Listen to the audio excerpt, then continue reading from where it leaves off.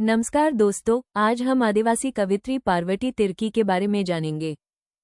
पार्वती तिर्की का जन्म 16 जनवरी 1994 को झारखंड के गुमला जिले में हुआ। उनकी आरंभिक शिक्षा गुमला के जवाहर नवोदय विद्यालय में हुई। इसके बाद उन्होंने काशी हिंदू विश्वविद्यालय वाराणसी से हिंदी साहित्य में स्नातक और स्नातकोत्तर की शिक्षा प्राप्त की। उसके बाद वहीं के हिंदी विभाग से कुडुख आदिवासी गीत, जीवन राग और जीवन संघर्ष विषय पर पीएचडी की डिग्री हासिल की। वर्तमान में वो रांची के राम लखन सिंह यादव कॉलेज, रांची विश्वविद्यालय के हिंदी विभाग में सहायक प्राध्यापक के रूप में कार्यरत हैं। ख्याति के रूप में झारखंड की कवयित्री डॉक्टर पार्वती तिर्की को उनका हिंदी कविता संग्रह फिर उगना के लिए साहित्य अकादमी युवा पुरस्कार 2025 से सम्मानित किया जाएगा। उन्होंने कविताओं के माध्यम से प्रकृति से संवाद का सुंदर चित्रण इस संग्रह के माध्यम से प्रस्तुत किया है।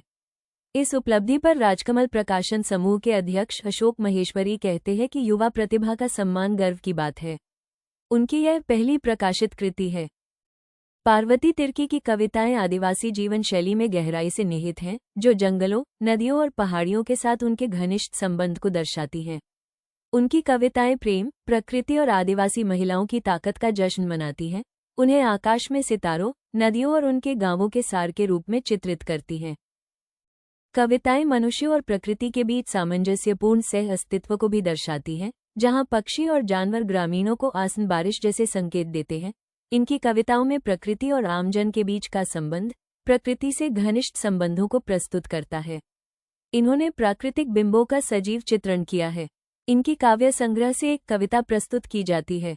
इनकी प्रसिद्ध कविता निरंतर प्रकृति से जुड़े इनके घनिष्ठ संबंधों को दर्शाती है। वह अपनी कविता निरंतर कहती हैं, इस जंगल में चिड़ियों और मनुष्य का संवाद नदी की तरह कायम था। निरंतर बारिश से पहले जंगल गए लोग घर लौट आते थे। बारिश के पहाड़ पर उतरने से पहले मनुष्य पहाड़ से उतर जाता था।